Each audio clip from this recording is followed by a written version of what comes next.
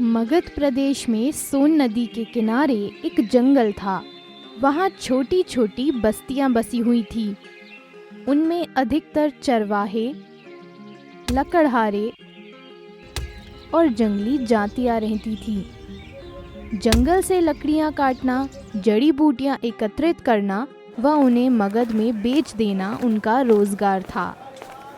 इन धंधों से उनका गुजारा नहीं हो पाता था। वो बहुत गरीब थे।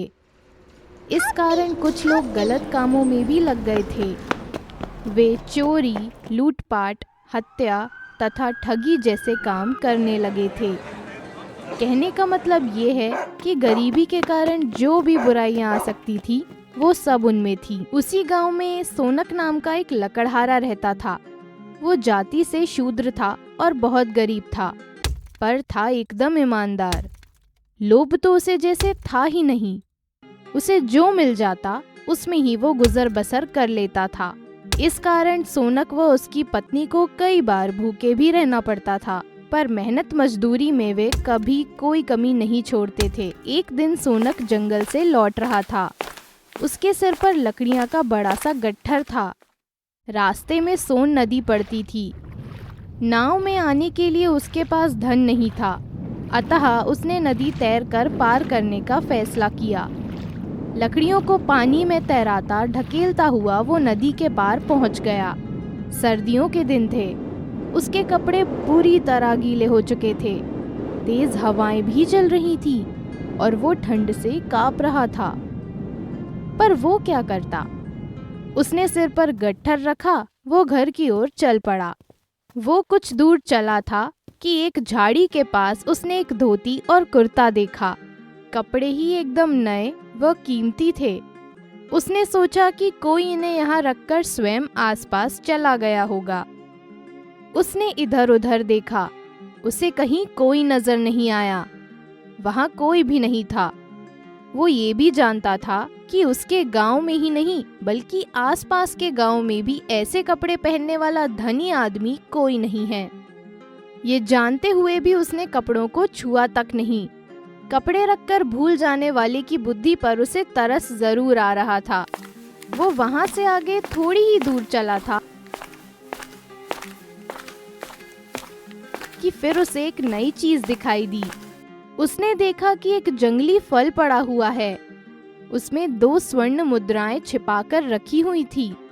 वो एकदम साफ नजर आ रही थी। उसे फिर आश्चर्य हुआ। उसे गरीबी ने झंझोड़ा। सोचा उसे इन्हें ले लेना चाहिए। उसे इन सब की बहुत जरूरत है। शायद इसलिए भगवान ने ये सब उसकी राह में बिखेर दिए हैं। दोनों पति पत्नी कई दिनों से भूखे थे। उन्हें धन की सख्त जरूरत थी, पर जिस तीव्रता से ये उसके मन में आया उसी तीव्रता से निकल भी गया। उसे आश्चर्य हुआ कि वो लोभी हो गया है। एक जोड़ी कपड़े और 2 स्वर्ण मुद्राओं से जीवन व्यतीत नहीं हो सकता। फिर मैं लोभ में क्यों पड़ूं? बस हाथ पैर चलते रहें, मेहनत मजदूरी करने लायक बना रहूं, यही सबसे बड़ा धन है। ये सोचकर वो उन स्वर्ण मुद्राओं को अनदेखी कर अपने रास्ते चल पड़ा। उसी दिन सोनक के गांव में एक ज्योतिषी आया हुआ था। वो हाथ और मस्तक की रेखाएं देखकर भविष्य बता रहा था। बहुत से लोग अपना भाग्य जानने उसके पास जा रहे थे। सोनक की पत्नी गरीबी से परेशान थी, सो वो भी अपना भाग्य जानने उसके पास चली गई। उसने ज्योतिषी से पूछा, आखिर कब तक हम ये भूख और गरीबी सहेंगे? क्या हम जीवन भर रोटी के लिए तरसते रहेंगे? ज्योतिषी हंसते हुए बोला, तुम्हारी गरीबी नहीं मिट सकती। तुम्हारा पति नहीं, भरपेट रोटी खाओ और आराम से रहो। सच तो ये है कि जब तक तुम्हारा पति जीवित रहेगा, तुम्हारी गरीबी यूं ही बनी रहेगी। आप भी कैसी बातें कर रहे हैं? मेरे पति गरीबी दूर करने के लिए कठोर परिश्रम करते हैं। उनमें कोई दुर्गुण भी नहीं है जिनमें वो अपना धन बर्बाद करते हों। फिर आप कैसे कह सकते हैं कि वो गरीबी दूर नहीं करना चाहते? सोनक की पत्नी बोली, तुम सच कह रही हो, तुम्हारा पति मेहनती और भला है, पर ये भी सच है कि आज ही भगवान ने उसे सुंदर तथा कीमती वस्त्र दिए थे। वो ठंड से ठिठुरता रहा पर कपड़े नहीं लिए। उसे स्वर्ण मुद्राएं दी, उसने उन्हें भी ठुकरा दिया।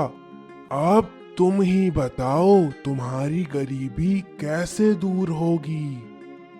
ज्योतिषी ने पूछा। नहीं ज्योतिषी जी, नहीं, वो ऐसा नहीं कर सकते, ये सब झूठ है, उसने अविश्वास जताते हुए कहा। तुम्हें विश्वास नहीं तो तुम घर जाओ। तुम्हारा पति सिर पर गट्ठर उठाए अभी घर पहुंचा है, तुम जाकर उससे पूछो। सोनक की पत्नी तुरंत घर गई। उसका पति जंगल से लौटा ही था। उसके वस्त्र गीले थे, वो थका हुआ था। उसने जाते ही पति से पूछा, क्या आज आपको रास्ते में कीमती वस्त्र और स्वर्ण मुद्राएं मिली थीं, जिनको आपने ठुकरा दिया? सोनक को आश्चर्य हुआ, उसे किसी ने नहीं देखा था, फिर भला उसकी पत्नी को कैसे पता चल गया? उसने आश्चर्यपूर्वक कहा, हाँ मिली थी, मैंने उन्हें नहीं उठाया, पर तुम्हें ये सब कैसे पता चला? पत्नी ने उसे ज्योतिषी से हुई सारी बातें बताई।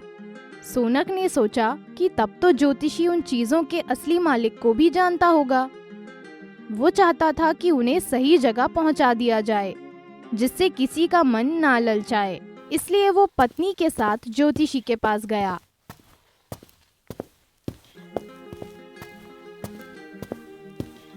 उसने ज्योतिषी को प्रणाम किया और कहा, भगवान, आपने मेरी पत्नी को जो कहा वो एकदम सच है, पर आप ये तो बताएं कि कौन अभागा उन चीजों को ऐसे छोड़ गया है? तुम्हें इससे क्या लेना देना?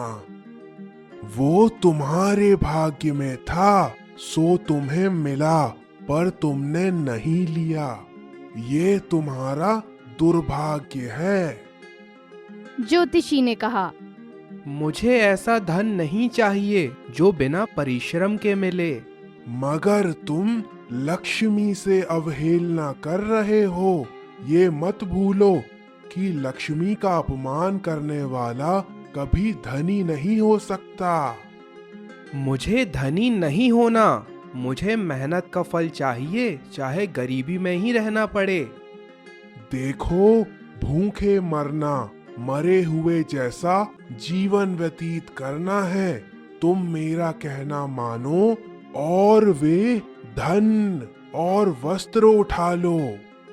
वे अभी भी वहीं पड़े हुए हैं।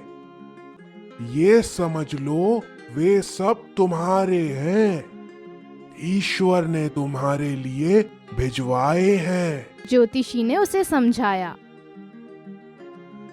नहीं, मैं दूसरे के धन को मिट्टी समझता हूँ। वो अपने आप ही और किसी को दे दें। मेरे लिए गरीबी परीक्षा है, भूख तपस्या है और परिश्रम साधना है। मुझे मेरे मार्ग पर चलने दीजिए। मैं ऐसे वस्त्रों को पहनना कीचड़ को लपेटने के समान समझता हूँ और ऐसे धन को आलस्य और बर्बादी का मार्ग मानता हूँ। फिर तो तुम्हारी गरीबी कभी दूर नहीं होगी। नहीं होगी तो ना सही, परंतु ज्योतिषी जी, इस संबंध में आप मुझे क्षमा करें। ये कहकर सोनक अपनी पत्नी के साथ वहां से वापस चल पड़ा। ज्योतिषी अधिक देर तक अपने आप को नहीं छिपा सका। उसने अपने वास्तविक देव स्वरूप को प्रकट कर दिया। वो बोला, मैं मान गया कि तुम लोभी नहीं हो, तुम्हारा कल्याण हो। मैं तुम्हें वरदान देता हूँ कि तुम्हें कभी कोई कमी नहीं रहेगी। पर सोनक ने कहा, प्रभु, मुझे वरदान नहीं, परिश्रम का फल चाहिए। मेरा ही नहीं, समस्त बस्ती जनों का कल्याण चाहिए। प्रभु ने तथास्तु कहा और वो अंतर्ध्यान हो गए। सोनक के चेहरे पर संतुष्टि की रेखाएं थी। उसके बाद वहाँ के लोग परिश्रमी और नेक बन गए। उन्हें परिश्रम का पूरा फल मिलने लगा। उनके लिए यही परिश्रम का वरदान था। इस कहानी से हमें ये सीख मिलती है कि परिश्रम से कमाया गया धन ही असली धन है और भगवान हमें इस परिश्रम का फल एक दिन ज़रूर देता है। इसलिए चोरी से धन नहीं कमाना चाहिए और सदैव ईमानदार रहना चाहिए। तो मेरे प्यारे दोस्तों, कैसी लगी आपको हमारी ये कहानी? हमें कमेंट करके ज़रूर बताइए और इसे अपने दोस्तों के साथ भी ज़रूर शेयर करें। अगर अब तक आपने हमारे चैनल को सब्सक्राइब नहीं किया है तो जल्दी से नीचे सब्सक्राइब बटन दबाकर सब्सक्राइब कर लें। तो जल्द ही मिलते हैं आप सभी से फिर किसी नई कहानी के साथ। तब तक आप अपना ध्यान रखें। बाय बाय दोस्तों।